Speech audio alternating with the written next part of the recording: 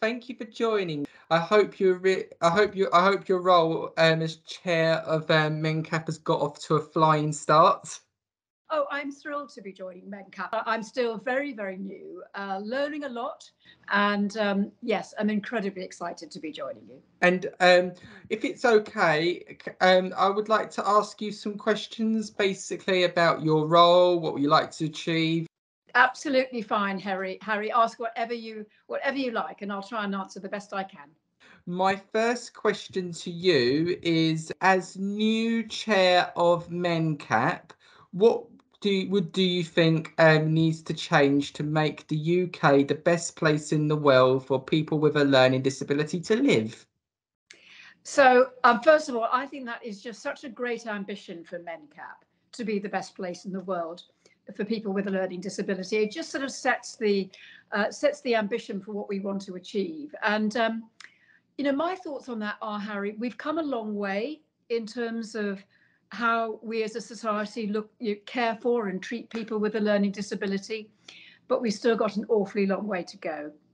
So I have personal experience. My sister was born with cerebral palsy.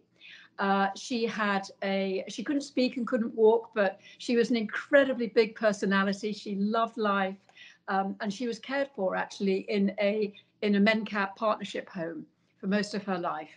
And what I saw is that she had a wonderful quality of life and was cared for in so many ways, absolutely brilliantly. But I felt that too many people still saw her disability before they saw her as a person. And that's something I think we need to change as a society, so that there is much more, people see beyond the disability to the person. I also think there are inequalities in a lot of our main sort of systems. So healthcare, for example, too many inequalities in access to healthcare and the kind of care you get. And again, I saw that up close with my sister.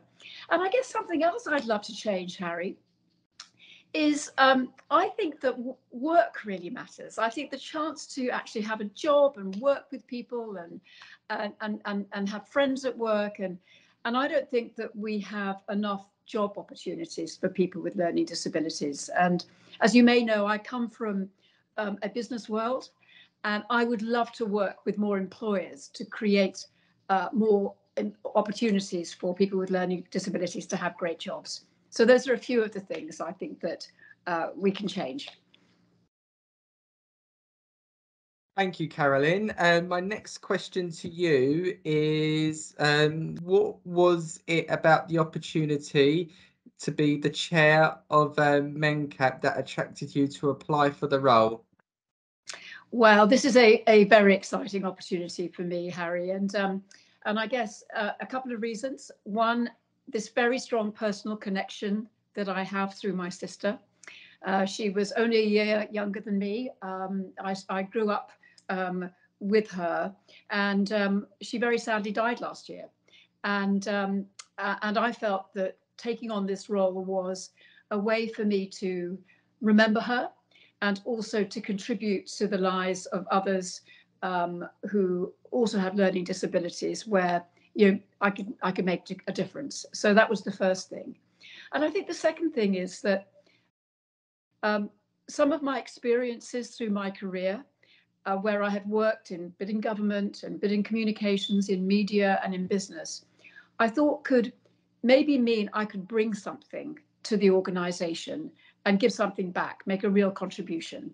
So when I was approached about the role, it was not a difficult decision, Harry. I was very excited right from the beginning, and hope that, as I say, I can bring some of my own experience into a role that is very personally meaningful for me. Thanks. Thank you so much. What are your experience of transforming lives?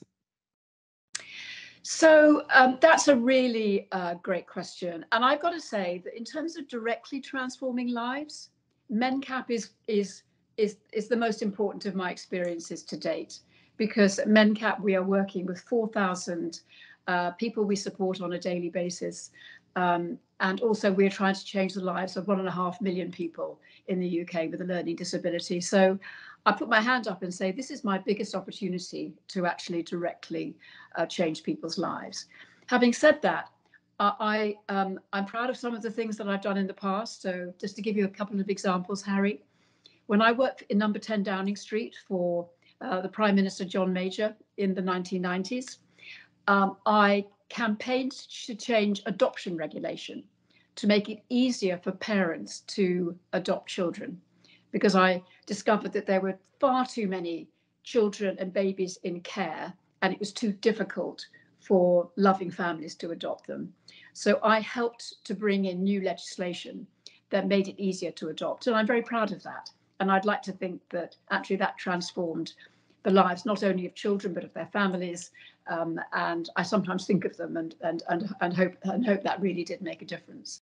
What part of Mencap's big plan are you most excited to be working on?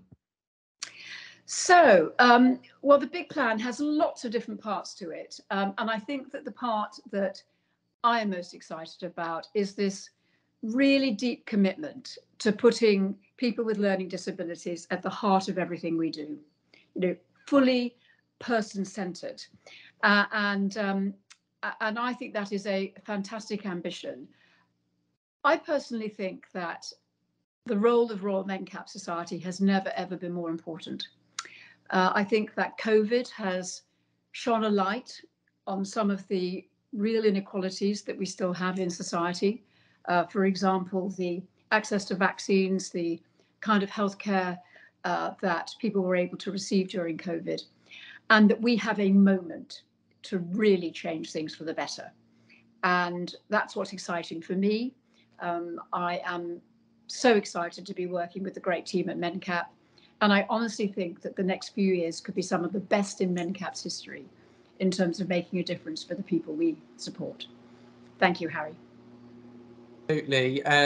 Thank you so much, Caroline. It's been a pleasure interviewing today, and I'll look forward to seeing you hopefully at Centre of Engagement in the near future.